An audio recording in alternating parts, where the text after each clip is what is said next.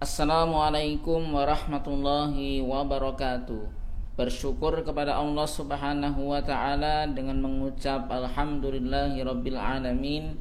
Shalawat dan salam kepada baginda Rasulullah Muhammad sallallahu alaihi wasallam dengan mengucap Allahumma shalli ala sayyidina Muhammadin wa ala ali sayyidina Muhammad.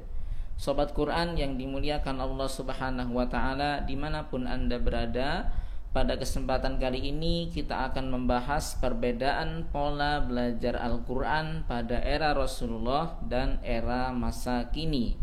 Simak terus videonya.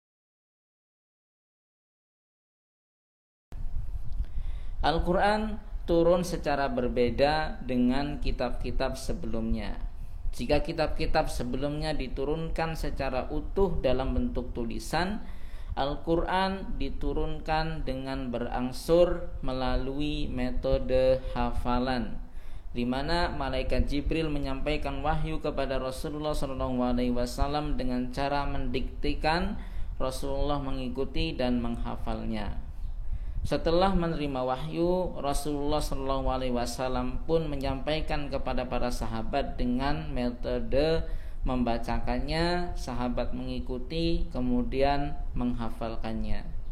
Dan Rasulullah SAW juga menunjuk beberapa sahabat untuk menuliskannya. Berdasarkan surat An-Naml ayat 6, metode pembelajaran seperti ini disebut sebagai talaqi. Keberadaan seorang guru dalam metode talaqi sangat penting. Dengan metode talaqi ini, Al-Quran tidak hanya terjaga secara lisan dan tulisan, akan tetapi cara pengucapannya pun terverifikasi langsung oleh guru tersebut. Para sahabat Rasulullah SAW mengambil jalan mempelajari Al-Quran dengan cara memahaminya dan mengamalkannya, kemudian menghafalkannya. Sehingga Anas bin Malik mengatakan, seandainya ada orang yang hafal surat Al-Baqarah, maka orang tersebut besar di hati kami. Kenapa demikian? Karena orang yang hafal surat Al-Baqarah sudah tentu dia memahami isinya dan mengamalkannya. Hal ini sejalan dengan sabda Rasulullah SAW yang mengatakan, yang berhak mengimami suatu kaum adalah aqra'uhum li kitabillah, yang paling banyak hafalan Al-Qur'annya. Kenapa demikian? Yang paling banyak hafalannya tentu yang paling banyak pemahamannya dan pengamalannya. Nah, kemudian pada awal abad kedua Hijriah atau era tabi'in dan tabi'ut tabi'in, pola interaksi dengan Al-Quran mengalami perubahan. Pada era ini, interaksi dengan Al-Quran dimulai dengan menghafalnya, kemudian memahami. Sehingga banyak orang-orang yang masih muda, bahkan anak-anak yang sudah hafal Al-Quran. Seperti contohnya Imam Asy-Syafi'i.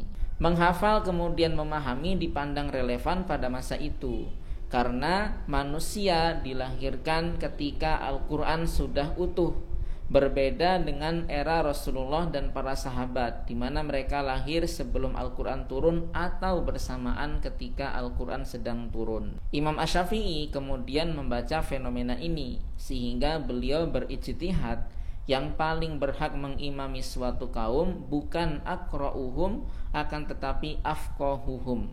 Dikarenakan tingkatan tertinggi seseorang mempelajari Al-Quran adalah afqahuhum, memahaminya.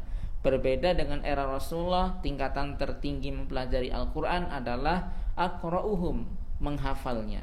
Pola interaksi seperti ini bertahan hingga era kemunduran Islam.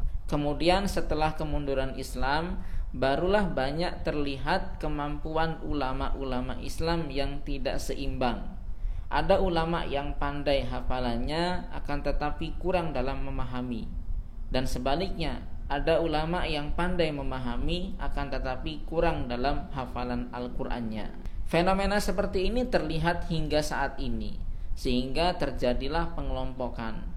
Ada ulama-ulama yang pandai hafalannya tapi kurang pemahamannya. Ada ulama-ulama yang bagus pemahaman Al-Qur'annya tapi hafalannya kurang. Nah, melihat fenomena ini, maka mari kita sama-sama menyeimbangkan kembali antara menghafal dan mengamalkan. Karena kedua hal ini merupakan satu kesatuan, bukan sebuah pilihan.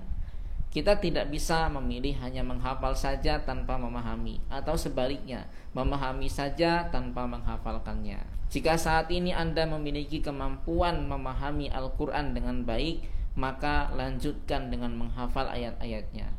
Dan jika saat ini Anda sedang menghafalkan ayat-ayatnya, jangan berhenti sampai di sini saja. Lanjutkan dengan memahami maknanya dan mengamalkannya. Sehingga mudah-mudahan dengan ini kualitas kita akan sama seperti kualitas para sahabat, para tabi'in, tabi'ut tabi'in, dan orang-orang di masa kejayaan Islam. Demikianlah pembahasan singkat kita kali ini. Mudah-mudahan ada manfaatnya. Kita akan sambung kembali di kesempatan berikutnya. Billahi taufiq wal hidayah. Assalamualaikum warahmatullahi wabarakatuh.